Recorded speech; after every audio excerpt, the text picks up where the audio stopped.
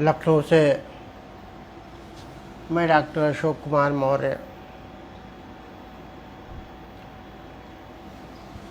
Hello.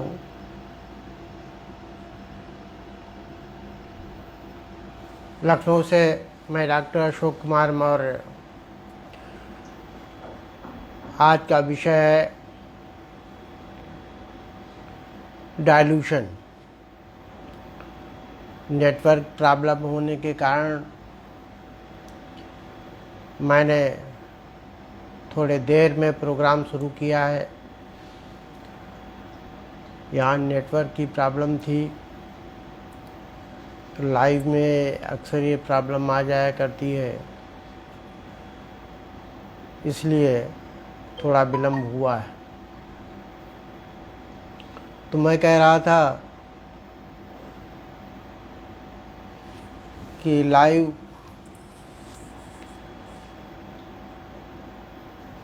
Hello.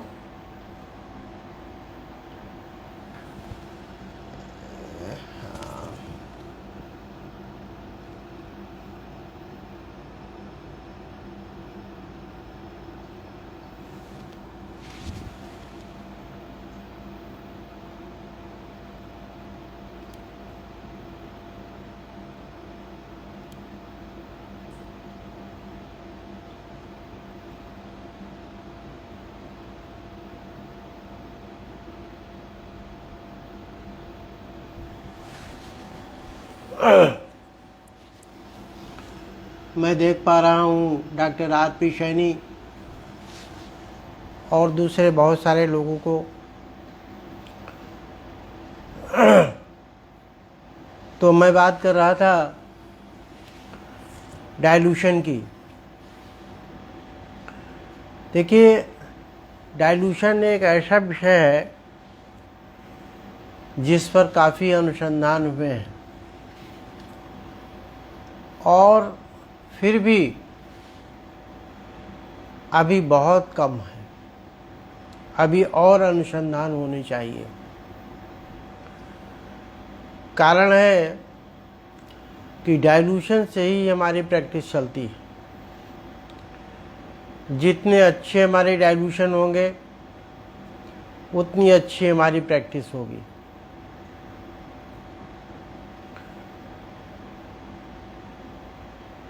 Dilution का एक पैमाना होता है। उस पैमाने पर जब हम डाइल्यूशन को बनाएंगे तो दवा में सिमिलरिटी होगी। जब दवा में सिमिलरिटी होगी तो आप लोग जब एक दूसरे से फार्मूले पूछेंगे तो वो एक जैसे निकलेंगे, एक जैसा काम करेंगे। यदि दवा में सिमिलरिटी नहीं है तो फार्मूले तो एक जैसे होंगे लेकिन रिजल्ट एक जैसे नहीं होंगे। अब बहुत सारे लोग हैं, वो अपने अपने हिसाब से डाइल्यूशन बनाते हैं और प्रैक्टिस करते हैं, लोगों को भी प्रैक्टिस कराते हैं। इसका रिजल्ट ये आता है कि एक ही व्यक्ति की बनाई हुई दवाएं एक व्यक्ति जब प्रैक्टिस करेगा तो उसे अच्छा रिजल्ट मिलेगा। यदि वो दूसरे की बनाई हुई दवाएं लेगा तो उसे उतने अच्छे रिजल्ट नहीं मिलेंगे, क्योंकि डाइल्यूशन बनाने में फ़र्क है। और डाइल्यूशन से ही औषध में सिमिलरिटी आती है। इसलिए इसका एक पैमाना होना चाहिए। उसी पैमाने से सारे के सारे लोग डाइल्यूशन बनाए हैं। अब वो पैमाना क्या है? देखिए, इलेक्ट्रो होम्योपैथी से पुरानी होम्योपैथी है, और होम्योपैथी जब डेवलप हुई थी उसी टाइम में डॉक्टर सैमुअल हनीमैन ने डाइल्यूशन का फार्मूला लाए थे, और उनका फार्मूला था सेंटीएसिमल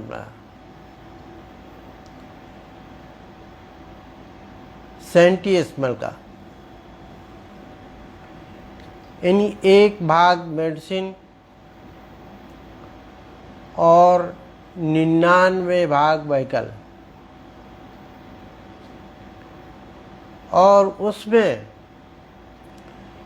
10 स्टॉक लगाए जाते थे, और ये फार्मूला काफ़ी दिनों तक चलता रहा। हमारे बचपन में जो दवाएं आती थीं वो 1 नंबर, 2 नंबर, 3 नंबर, 6 नंबर, इस तरीके से दवाएं आती थी। 1 नंबर की तो मैंने नहीं देखी है, लेकिन 6 नंबर की देखी है, 12 नंबर की दवा देखी है, 7 नंबर की दवा देखी है। ये सारी दवाएं 1 और 99 के रेशियो से बनती थी। लेकिन होम्योपैथ में सारी बायोकेमिक में जो दवाएं आती थीं वो 1:9 के रेशियो से आती थी। उनकी दवाएं जो होती थी उसमें X लिखा होता था, 1X, 2X, 3X, आज भी वो दवाएं आती, 1X से लेकर के 30X तक आती। लेकिन अब प्रचलन में 3X, 6X, 9X, 12X और 30X है। बीच की दवाओं में देखा गया कि ये दवाएं यदि इस्तेमाल न की जाएं तब भी जिनके मैंने नाम बताया उन दवाओं को प्रयोग करके मरीज ठीक किए जा सकते हैं। इसलिए बीच के नंबर यानी 1X, 2X आदि समाप्त कर दिए गए। इसी तरीके से होम्योपैथ में अब 1 नंबर की दवा नहीं आती, 2 नंबर की नहीं आती है, अब सीधे 30 की दवा आती है।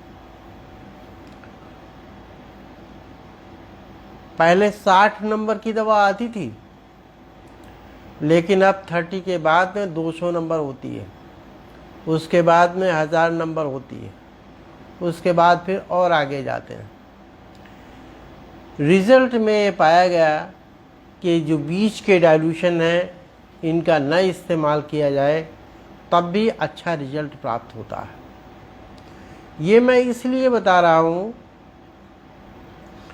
कि हमारे सामने बहुत सारे लोगों ने प्रश्न किया कि डाइल्यूशन ज़्यादा होने से तो क्लिनिक डाइल्यूशन से ही भर जाएगी। अब कुछ लोगों ने समझा रखा है कि डाइल्यूशन की अधिक आवश्यकता नहीं है,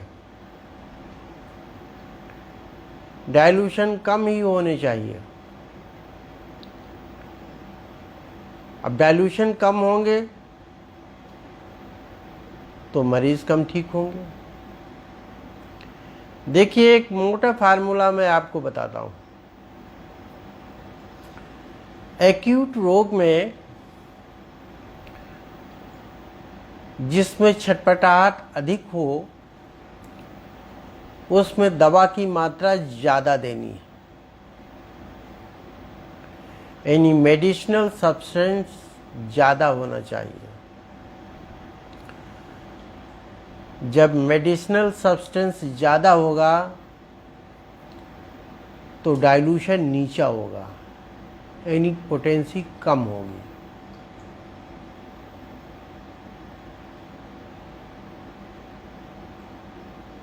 लेकिन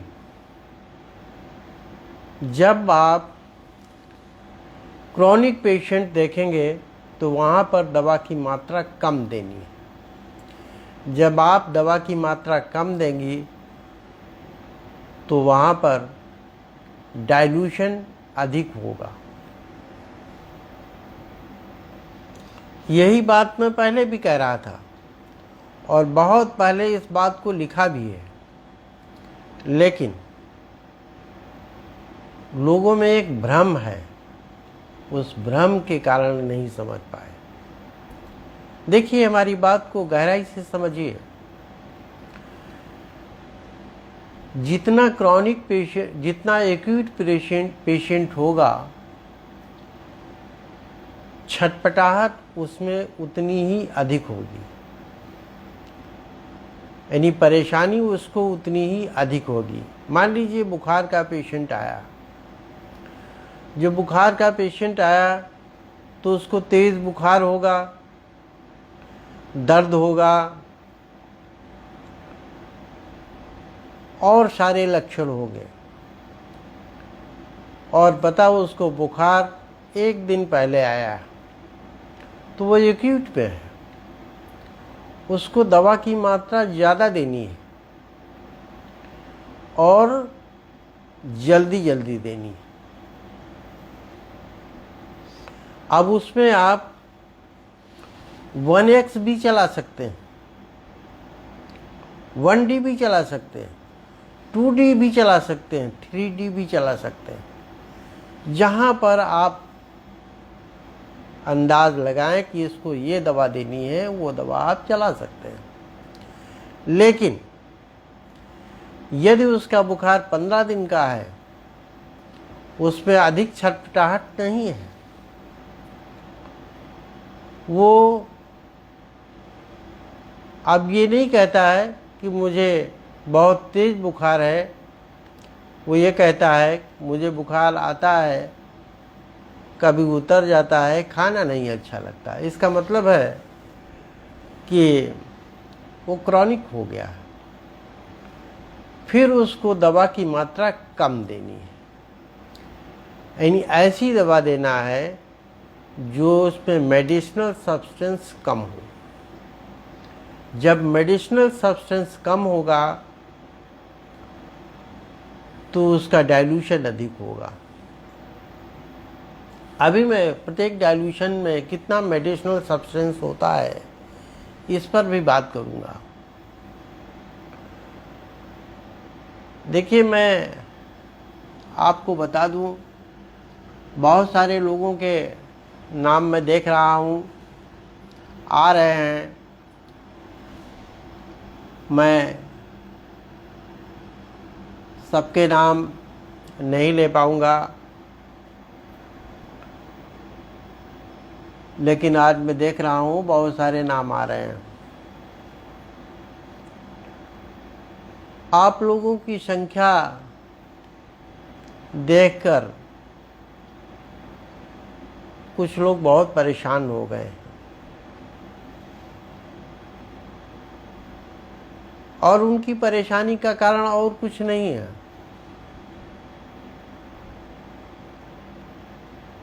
आप लोगों की संख्या है। अभी 28 तारीख को मैंने एक ऑडियो सुना। उस ऑडियो में कहा गया था कि मेरे वीडियो पर कमेंट किया गया। मैं आपको बताऊं, मैं किसी के वीडियो पर कमेंट नहीं करता हूँ। यदि कोई पूछता है तो मैं जवाब देता हूँ। उस वीडियो में ये कहा गया था, यदि मौर्य तक ये वीडियो पहुँच रहा हो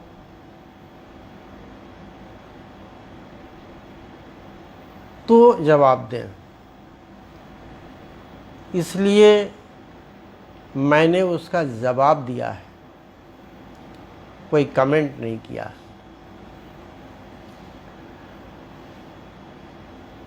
कमेंट करना और जवाब देने में फ़र्क होता है। देखिए, मेरी उम्र कुछ ज़्यादा ही हो गई है, तो मैं जब पढ़ता हूँ तो अपने पास एक कॉपी रख लेता हूँ, माउंट के लिए एक पेपर रख लेता हूँ, और इसमें कोई बुराई भी नहीं है। वो इसलिए कि बड़े बड़े लोग रखते हैं तो मैं भी रख लेता हूँ। लेकिन एक बात आपको बताऊं, मैं कोई किताब से देख करके किताब को नहीं लिखता हूं।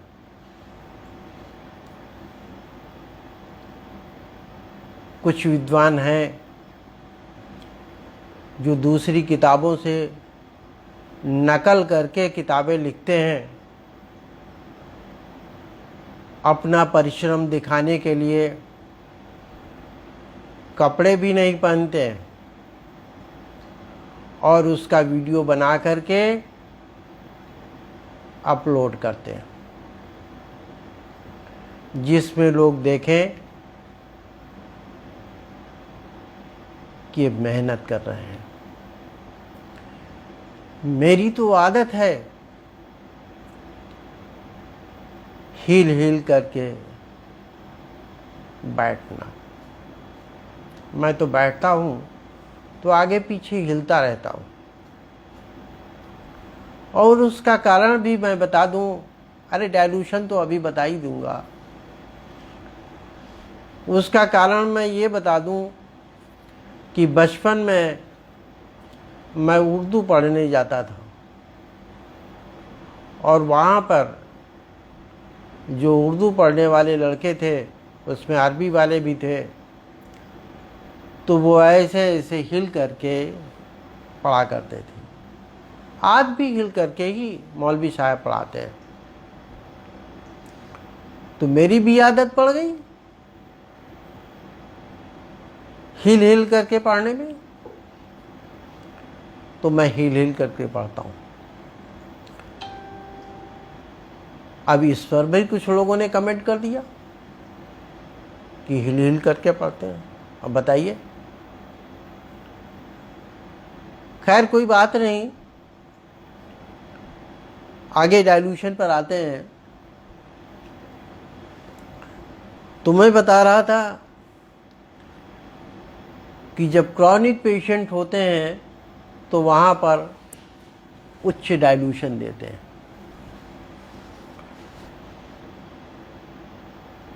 और जब क्रॉनिक नहीं होते हैं तो वहाँ पर निम्न डायलूशन देते हैं। दोनों में एक अंतर समझ लीजिए। डायलूशन जितना ऊंचा होगा, मेडिसिनल सब्सटेंस उसमें उतना ही कम होगा।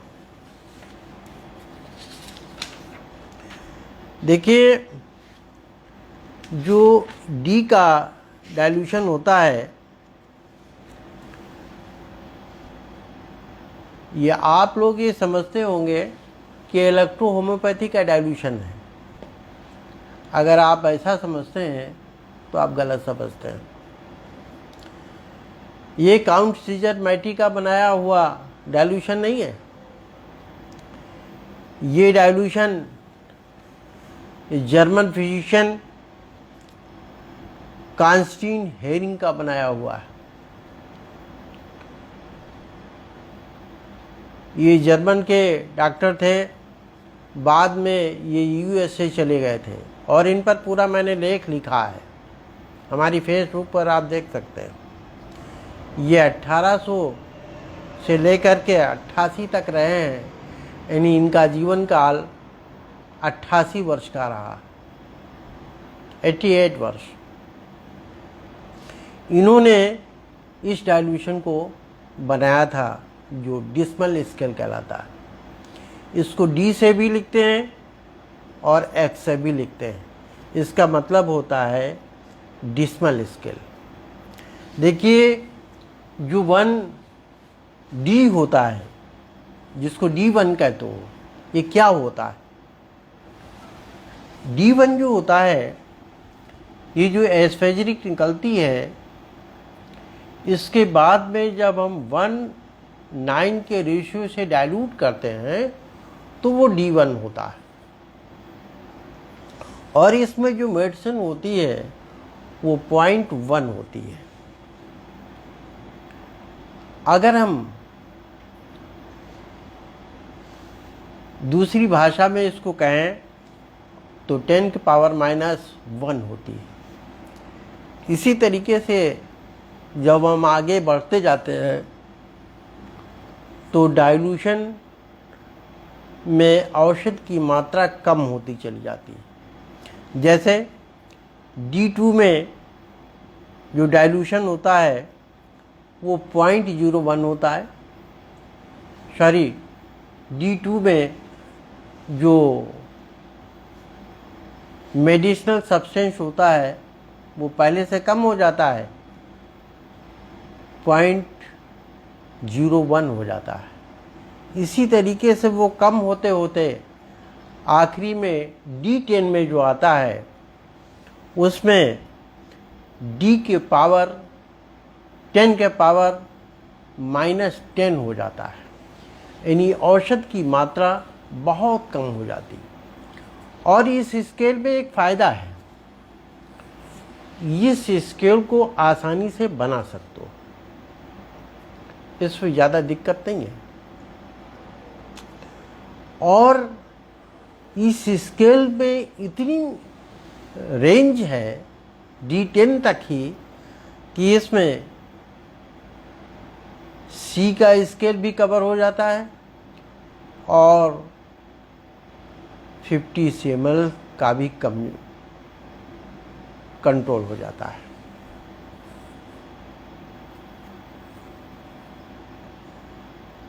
यानी इसके प्रयोग करने से आपको ज़्यादा डाइल्यूशन की आवश्यकता नहीं है। आप जब प्रयोग करने लगेंगे तो खुद ही अंदाज लगा लेंगे कि हमें D2 की ज़रूरत नहीं पड़ती है, D3 से काम हो जाता है या D4 से काम हो जाता है। तो फिर D2 की क्या ज़रूरत रखोगे नहीं डाइल्यूशन। हम भी नहीं बनाएंगे क्योंकि D3 से काम हो जाता है। इसी तरीके से और भी डाइल्यूशन हटा दिए जाएंगे जब आपको अनुभव हो जाएगा। एक बैठी साहब ने डाइल्यूशन बनवाया था। असल में बात ये थी, मैटी के डाइल्यूशन में और हनीमैन और हेरिंग के डाइल्यूशन में फ़र्क क्या है। देखिए, जो हनीमैन ने डाइल्यूशन बनाया था वो 100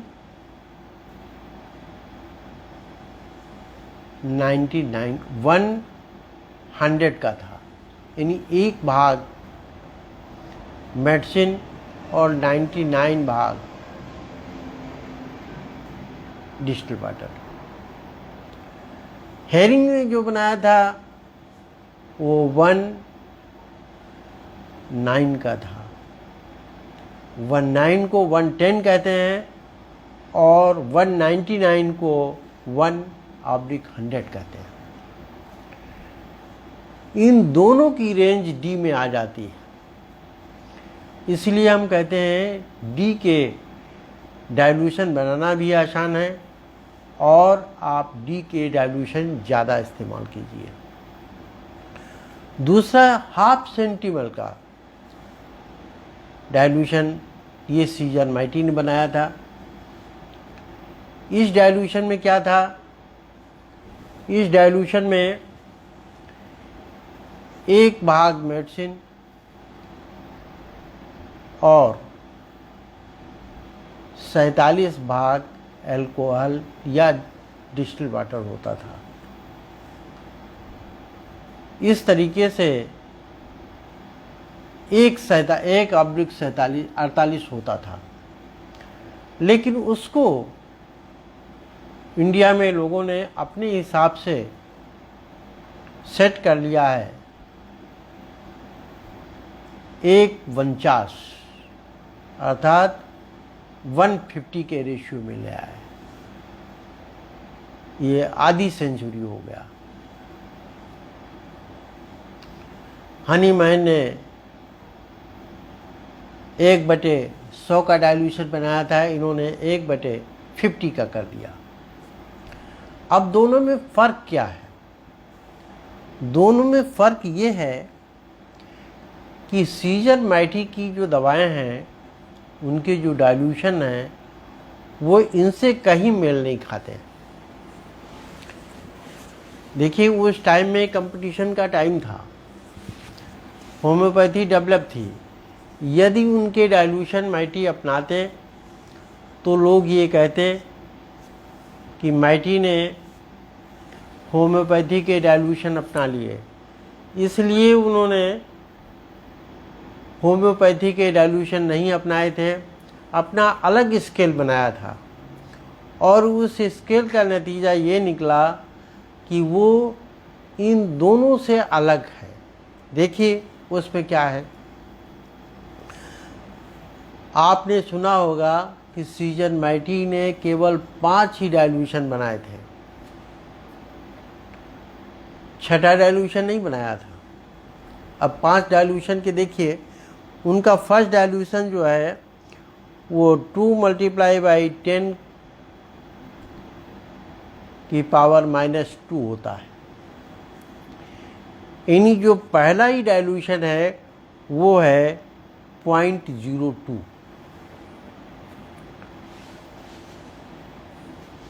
ये ना तो डी से मेल खाता है और ना ही हनीमैन के सी से मेल खाता है। सी का मतलब सेंटीसिपल। दूसरा डाइल्यूशन है सीजर माइटी का 0.0004। दूसरी भाषा में कहें तो 4 × 10⁻⁻⁴। ये भी मेल नहीं खाता। इसी तरीके से तीसरा है 8 × 10⁻⁻6। और चौथा डाइल्यूशन है 16 × 10⁻⁻8। और पांचवा डाइल्यूशन जो है वो है 32 × 10⁻⁻10। ये माइटी के डाइल्यूशन होम्योपैथी के डाइल्यूशन से बिल्कुल अलग है। अगर ये डाइल्यूशन बनाए जाते हैं तो आपको ना तो डी बनाना पड़ेगा ना तो सी बनाना पड़ेगा, यानी ना तो D1 D2 D3 बनाना पड़ेगा और ना ही ये सेंटीसिमल की स्केल बनानी पड़ेगी, यानी 1 नंबर 2 नंबर 3 नंबर की बनानी पड़ेगी। और इसमें बहुत सारी ऐसी मेडिसिन हैं, बहुत सारे ऐसे डाइल्यूशन हैं जो एक दूसरे डाइल्यूशन से मेल खा जाते हैं, यानी एक ही रेंज में निकल आते हैं। इसलिए मेरा ये कहना है कि आप माइटी के केवल 5 डाइल्यूशन ही रखें तो ज़्यादा काम हो जाएगा। लेकिन तकलीफ इस बात की है कि नासमझी के कारण लोगों ने मैटी के डाइल्यूशन को भुला ही दिया। विद्वान तो ऐसे ऐसे हो गए हैं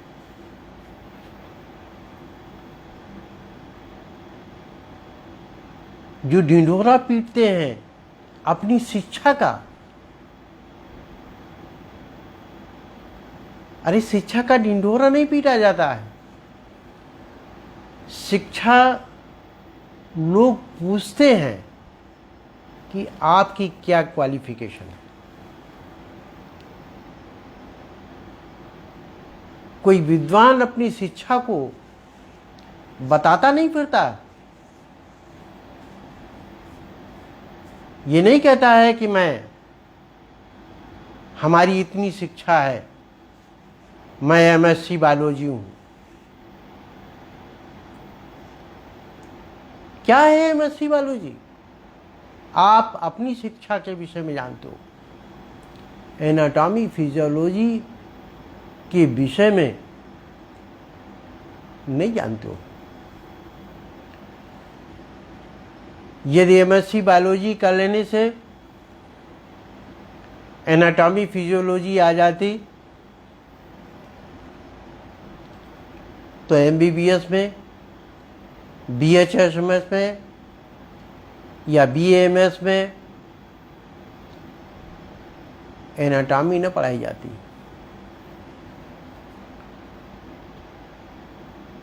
फिजियोलॉजी न पढ़ाई जाती क्योंकि वहाँ पर ऑलरेडी सब बायोलॉजी पढ़ करके आते हैं।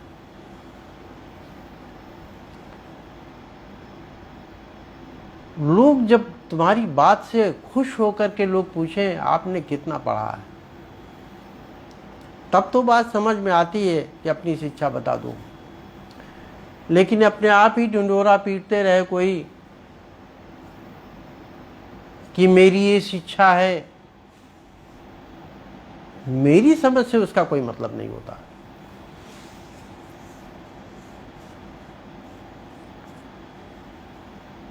शिक्षा बताई नहीं जाती, शिक्षा झलकती है।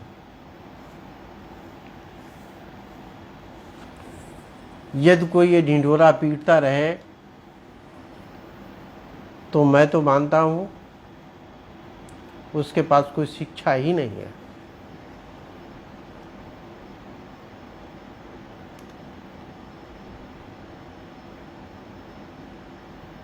बहुत सारे लोग आज डाइल्यूशन बनाने लगे हैं। अपने अपने तरीके हैं लोगों के। कोई कहता है कि 450 ml में 30 ml डाल दीजिए, डाइल्यूशन हो गया। मैं कहता हूं 30 ml क्यों डालो भाई? आप 50 ml डालोगे तब भी डाइल्यूशन हो जाएगा। लेकिन इस तरीके से यदि डाइल्यूशन बनने लगे तो हर व्यक्ति अपने नए तरीके से डाइल्यूशन बनाएगा। और फिर जब एक व्यक्ति दूसरे से पूछेगा भाई रिजल्ट बताओ, इस बीमारी में कौन सी दवा दी जाए, तो बता देगा। लेकिन यहाँ तुम्हारा डाइल्यूशन ही दूसरा है, रिजल्ट कभी नहीं प्राप्त होगा। जब रिजल्ट नहीं प्राप्त होगा तो आप दो लोगों को गालियां देंगे। एक तो उसको देंगे जिसने बताया है फार्मूला, क्योंकि इलेक्ट्रो में तो फार्मूले अपने नहीं बनाते हैं, दूसरे से लोग फार्मूले पूछते हैं। उसको गाली देंगे कि आपने फार्मूला गलत बताया। जब वो कहेगा कि आपने फार्मूला गलत नहीं बताया, हमने फार्मूला गलत नहीं बताया, हमारा फार्मूला बिल्कुल सही है, तो फिर उसको गाली दोगे जिसने दवा दिया कि दवा नहीं ठीक थी। गलती वहां पर थी कि डाइल्यूशन में डिफरेंस हो गया।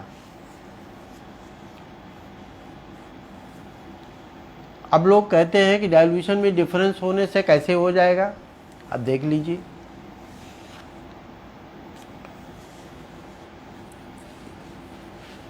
एक दवा आती है नक्सवामिका, मैं सिंगल मेडिसिन की बात कर रहा हूँ। एक दवा आती है नक्सवामिका। नक्सवामिका अगर निम्न पोटेंसी में देते हो तो वो नशा करती है, इसलिए गवर्नमेंट ने उसको बांध कर रखा। नीची पोटेंसी में वो नहीं मिलती, लेकिन उच्च पोटेंसी में दोगे तो वो फायदा करती है। इसी तरीके से ओपियम होती है, निम्न पोटेंसी में दोगे नशा करेगी, उच्च पोटेंसी में दोगी वो फायदा करेगी, इसीलिए उसकी निम्न पोटेंसी बांध कर रखा है, देते ही नहीं, क्योंकि लोग नशे के लिए भी डालते हैं। थोड़े से नाम पढ़ दूँ, नहीं तो लोग कहेंगे मौर्य जी तो नाम ही नहीं पढ़ते हैं। मैं अरुण श्रीवास्तव जी को देख रहा हूँ, नमस्कार भाई।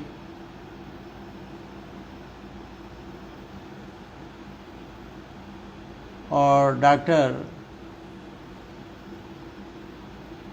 नाम पढ़ने में भाई हमको प्रॉब्लम होती है इस समय, तो नाम नहीं पढ़ पाऊँगा। तो मैं बात कर रहा था डाइल्यूशन की। तो डाइल्यूशन में हमने ये बताया कि जो सीजर मैटी के डाइल्यूशन है ये ज़्यादा अच्छे हैं और कम रखे जा सकते हैं। और जहाँ तक बनाने की बात आती है कि डाइल्यूशन हम बनाएं कैसे, सबसे बड़ी समस्या लोगों के पास है, हम बनाएं कैसे।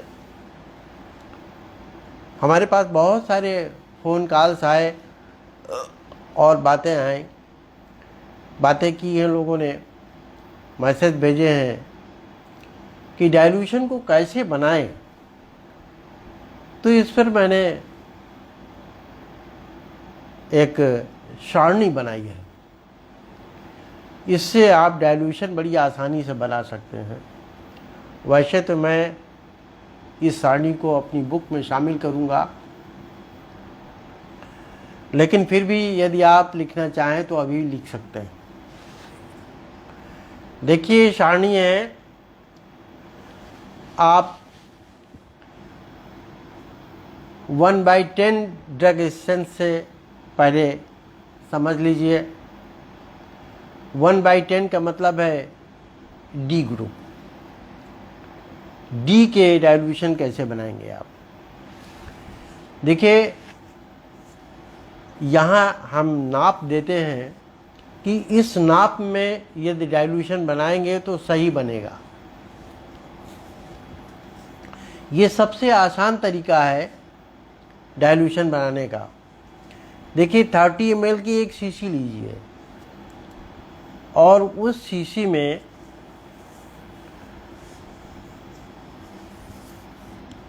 एक 9 के अनुपात से मेडिसिन डाल दीजिए और हिला दीजिए। 10 ml आ गई, 9 ml आपका डाइल्यूशन, सॉरी अल्कोहल, और 1 ml मेडिसिन, 10 ml हुआ। 30 ml में आसानी से बन जाएगा।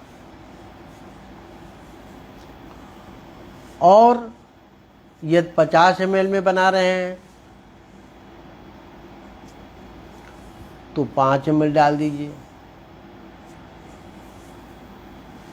आसानी से बन जाएगा।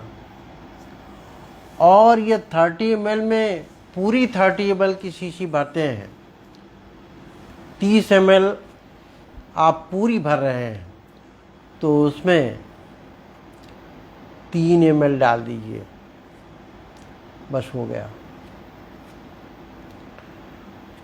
100 ml में 10 ml डालना है 400 ml में ये शीशी है तो उसमें 40 ml डालना।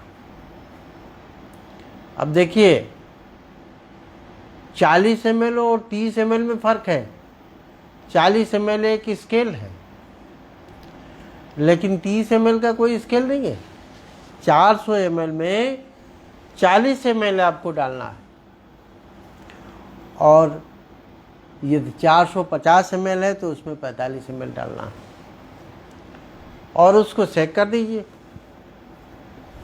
जब सेक कर देंगे तो डाइल्यूशन बन जाएगा। यदि इसकी पोटेंसी बनाना है तो उसमें डाउनवर्ड ऐसे 10 स्टॉक दे दीजिए, यह पोटेंसी बन जाएगी। अब देखिए कुछ लोग हैं जो ये कहते हैं कि यह पोटेंसी होम्योपैथ का तरीका है, इलेक्ट्रो में पोटेंसी नहीं चलती है। मैं पूछता हूँ क्यों नहीं चलती? जब आपकी दवाइयाँ उसी तरीके से बनती हैं तो फिर इसमें क्यों नहीं चलती? आप सारी चीज़ें होम्योपैथ की इस्तेमाल करते हैं और पोटेंसी क्यों नहीं इस्तेमाल करेंगे? उसमें कौन सी दिक्कत है? असल में बात ये होती है, कुछ लोग अपनी पब्लिसिटी को ऑड करके ही बढ़ाना चाहते हैं। जब पब्लिसिटी ऑड होगी तो उसमें लोग ज़्यादा सुनते हैं, ज़्यादा लोग लाइक करते हैं। कुछ लोग तो ऐसे हैं जो कुछ नया बताएंगे तो लोग उनको लाइक ज़्यादा करेंगे, कमेंट ज़्यादा करेंगे और कहेंगे ये चीज़ नई बता रहे हैं। लेकिन ये नहीं पता है कि जो चीज़ नई बता रहे हैं वो किसी सिद्धांत में नहीं है। सिद्धांत में तो होनी चाहिए, आप नहीं बताइए। मैं आपको जो भी बताता हूँ उसका हमारे पास प्रूफ होता है। बिना प्रूफ के कोई बात नहीं कहता हूँ। वो प्रूफ किसी भी तरीके का हो सकता है।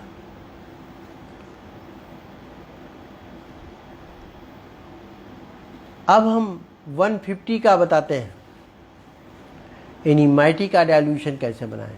एक बार फिर से सुन लीजिए। 110 का या 30 ml की डाइल्यूशन में आप बनाते हैं तो 3 ml डालिए। 30 ml की शीशी में डाइल्यूशन बनाते हैं तो 30 ml में 3 ml पड़ेगा, और 50 में 5 ml, 100 में 10 ml, 400 में 40 ml और 450 में 45 ml पड़ेगा। ये एक डाइल्यूशन फिक्स बन जाएगा।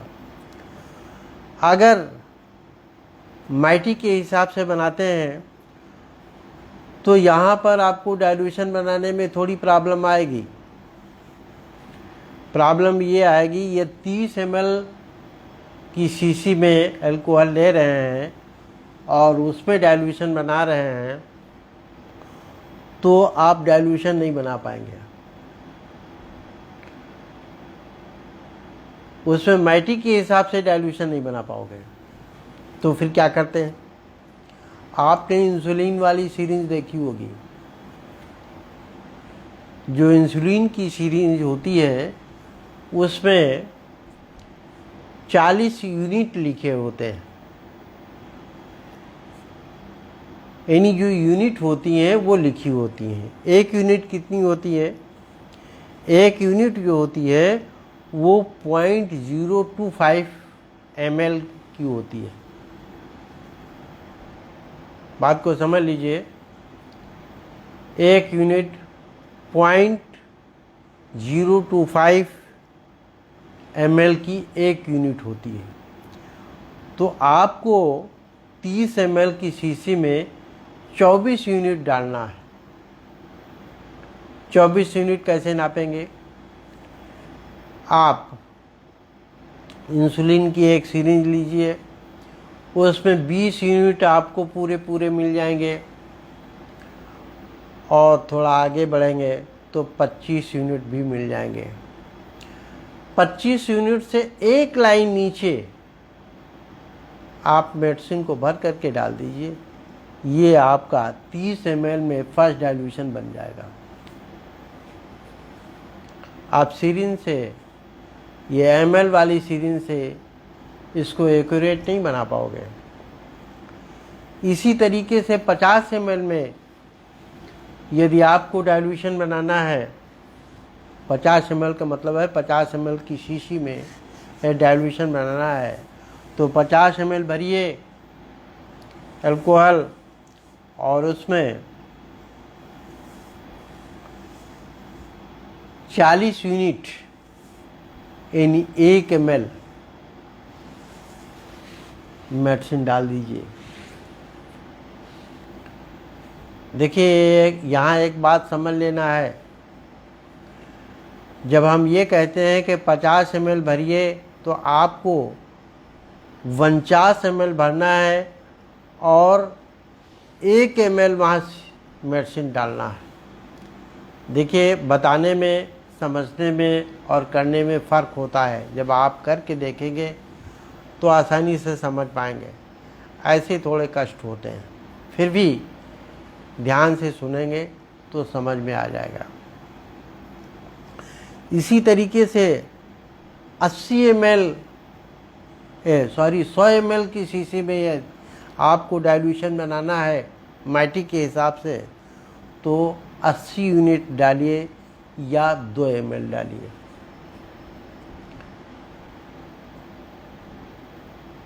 यानी 78 ml आपको, 98 ml आपको अल्कोहल लेना है और 2 ml उसमें मेडिसिन डालना है।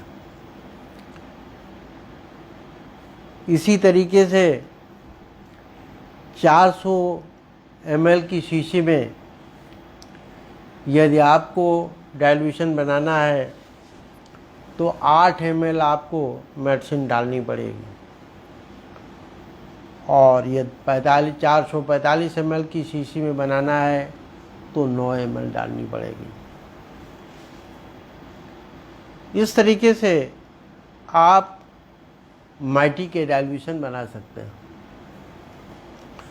अब हम बात करते हैं हनीमैन के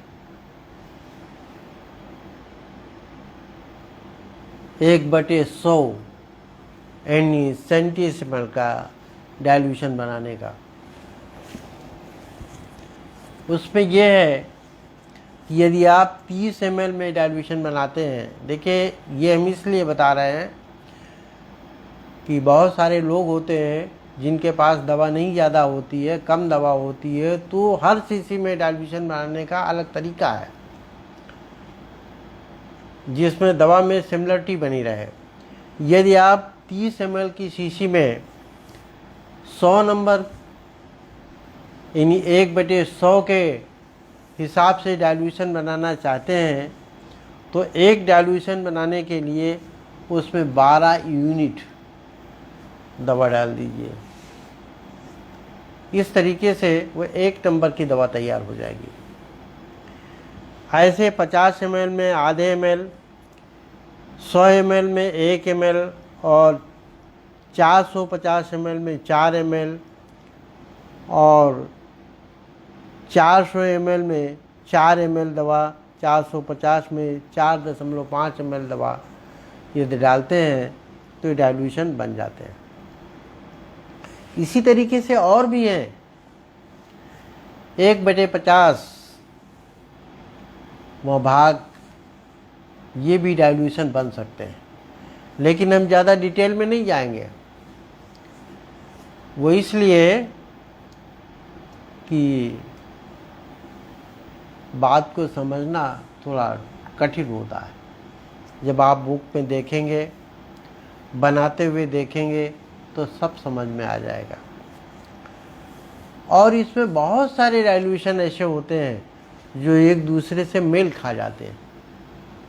जो मेल खा जाते हैं, तो फिर आपको अधिक डाइल्यूशन रखने की ज़रूरत ही नहीं पड़ेगी। दूसरी चीज़ ये होगी कि आप जब प्रैक्टिस करते रहेंगे तो आपको पता हो जाएगा कि कौन सी चीज़ किस डाइल्यूशन से चलती है, बशर्ते कि आप डाइल्यूशन जो भी बनाएं वो एक पैमाने के हिसाब से बनाएं। यदि पैमाने के हिसाब से डाइल्यूशन नहीं बनेंगे तो फिर आपको प्रैक्टिस करने में दिक्कत आएगी। यहाँ एक बात और साफ कर देना चाहते हैं, डाइल्यूशन दो तरीके के मुख्यतः होते हैं। एक डाइल्यूशन होते हैं जो टार्चुरेशन करके बनाए जाते हैं, एक डाइल्यूशन होते हैं जो सक्सेशन करके बनाए जाते हैं। आप दोनों को समझ लीजिए। जो टार्चुरेशन करके बनाए जाते हैं वो डाइल्यूशन आज के टाइम में ज़्यादा अच्छे होते हैं। क्यों? वो इसलिए कि उसमें अल्कोहल की ज़रूरत नहीं होती। उसमें शुगर ऑफ मिल्क को टार्चुरेट करके उसकी गोली बनाई जाती है। बस ज़रूरत इस बात की होती है कि आपके पास टैबलेट बनाने वाली मशीन होनी चाहिए।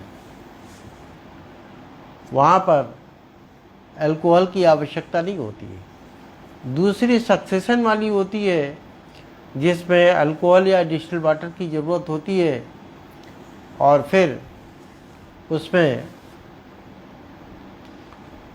हिला करके या घोल करके डाइल्यूशन बनाते हैं। तो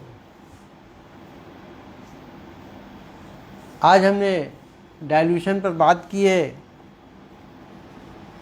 और जो हमारे बायोलॉजी वाले गुरुजी हैं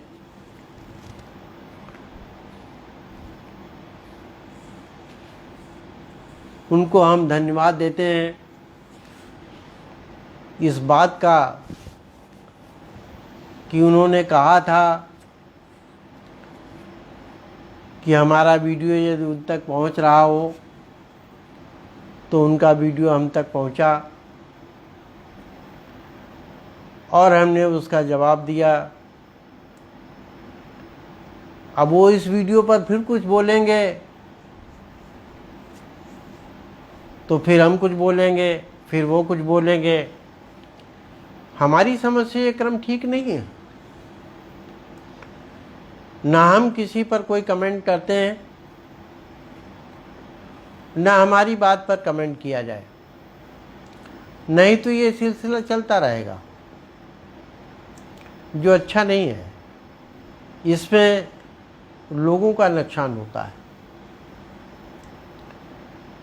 मैंने कभी अपनी शिक्षा किसी को नहीं बताई।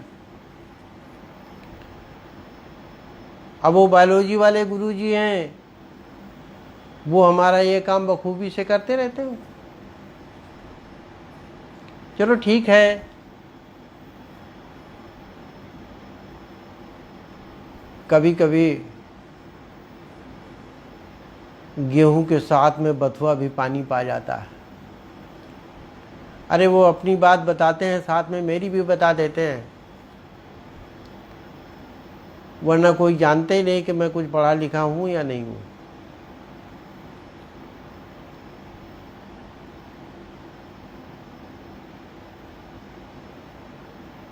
कभी कभी तो वो कह देते हैं कि मैं उनसे कंपटीशन करता हूं। मैं एक बात साफ कर दूं, हम कंपटीशन उससे करते हैं जो हमसे कंपटीशन करने वाला होता है। हर आदमी से हम कंपटीशन नहीं करते हैं। वो हमें मानते हो कि हम उनसे कंपटीशन करते हैं, लेकिन मैं उनको अपने कंपटीशन में कहीं भी नहीं मानता। वो अपने विषय के माहिर होंगे, मैं अपने विषय का माहिर हूँ।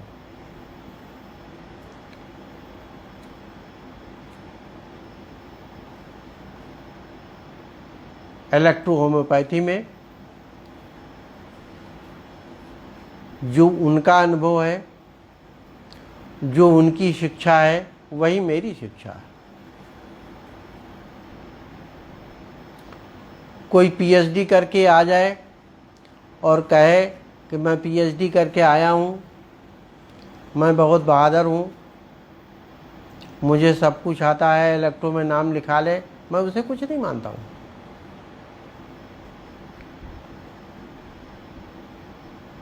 एक बार मैं संजय गांधी इंस्टीट्यूट में बैठा हुआ था। वहाँ पर एक सज्जन मुझे मिले और बात होने लगी। तो ये साबित कर रहे थे कि मैं पढ़ा लिखा हूँ, मैं एमडी हूँ।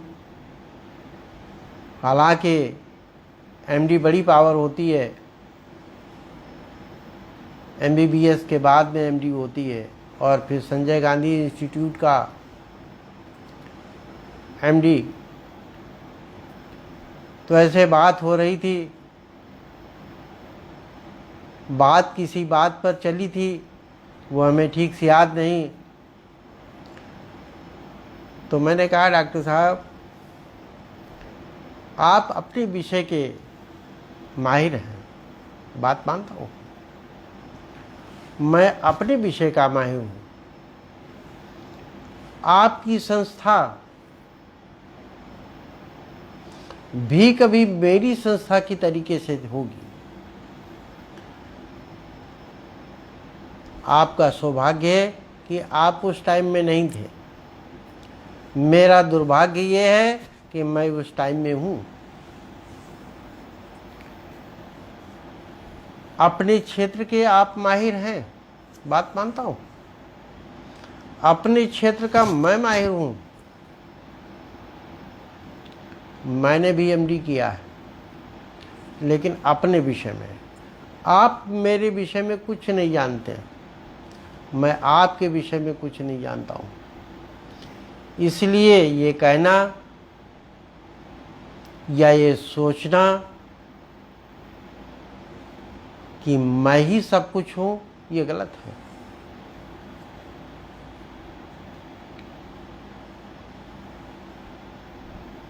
पर्सनल बातें करना बहुत गलत है। ये शिक्षा देने का मंच है, इस पर शिक्षा दीजिए।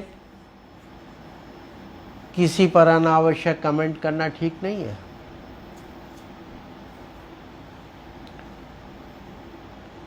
इससे पैथी की भी बदनामी होती है और हमारी आपकी भी बदनामी होती है।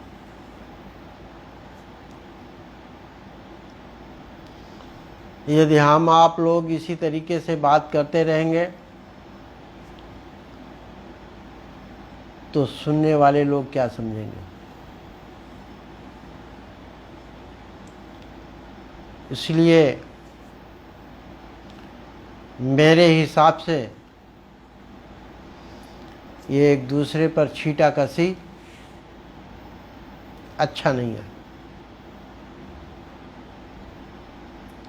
पब्लिसिटी बढ़ाने के और भी तमाम तरीके हैं।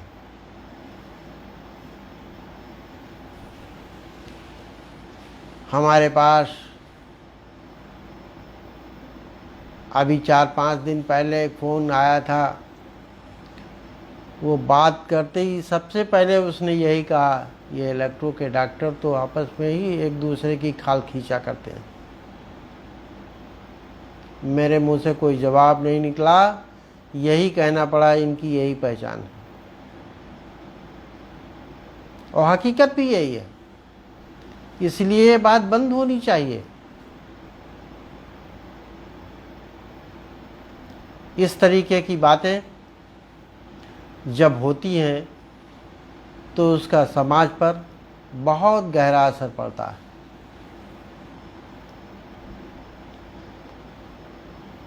इस मंच पर बहुत सारे लोग जुड़े हुए हैं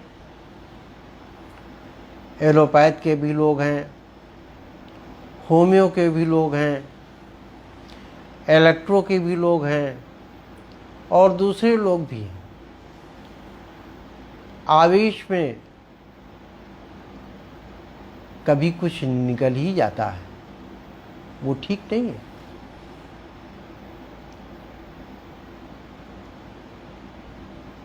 जब कोई व्यक्ति बोलता है तो ज़बान फिसल ही जाती है। एक बार की फिसली ज़बान वीडियो में सही नहीं होती।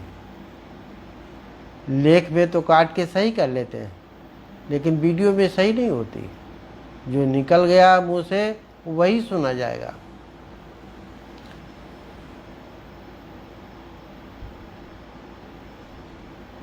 आज का डाइल्यूशन का विषय थोड़ा कठिन जरूर था। आशा है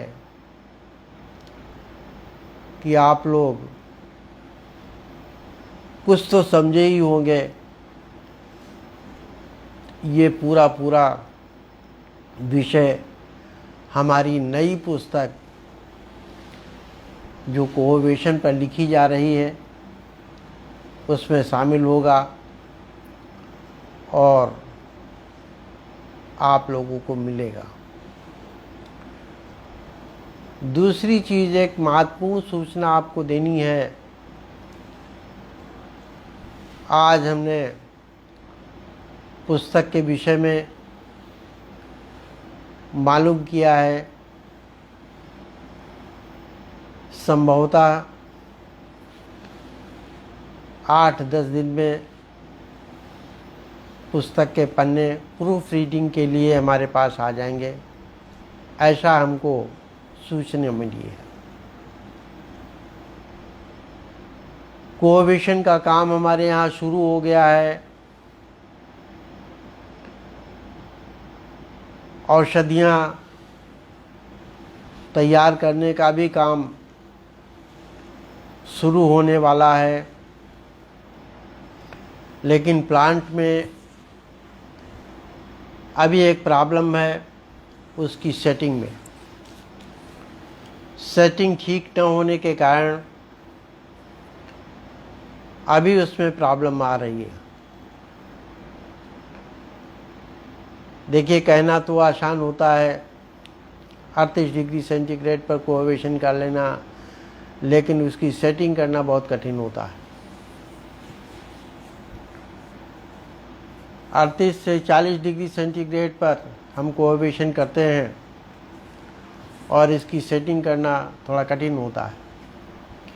हमारे पास जो पहले अपरेटस था उसकी बनावट अलग थी। इस बार जो अपरेटस है उसकी बनावट अलग है, इसलिए सेटिंग में प्रॉब्लम है। लेकिन फिर भी मैं आशा करता हूँ कि जल्दी हम सेट कर लेंगे और 2-2.5 महीने में आपको औषधियाँ मिलने लगेंगी। हमारी एस्पेरिक कलरलेस होती है, ऑर्डरलेस होती है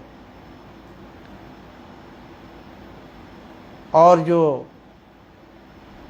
औषधियों के गुण होते हैं वो परफेक्ट हैं। उसमें औषधीय गुण 100% पाए जाते हैं। यहाँ बताने की आवश्यकता नहीं है। जब आप लोग इस्तेमाल करेंगे तो उनके गुण देखेंगे तो आपको स्वयं पता चलेगा कि इन औषधियों के औषधीय गुण अन्य औषधियों से अधिक हैं। इसी बात के साथ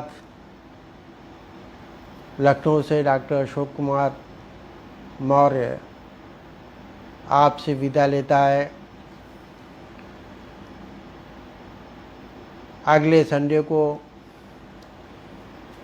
रात 9:15 बजे फेसबुक पर हम फिर नए टॉपिक के साथ में मिलेंगे।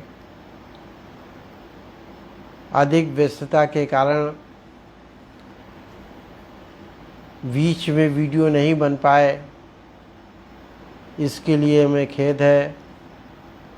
मैं आशा करता हूँ कि जैसे वीडियो बनते थे वैसे वीडियो बनेंगे, अपलोड किए जाएंगे।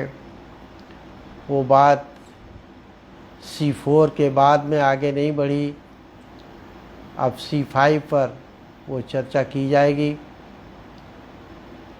और इसी क्रम को आगे बढ़ाया जाएगा। धन्यवाद।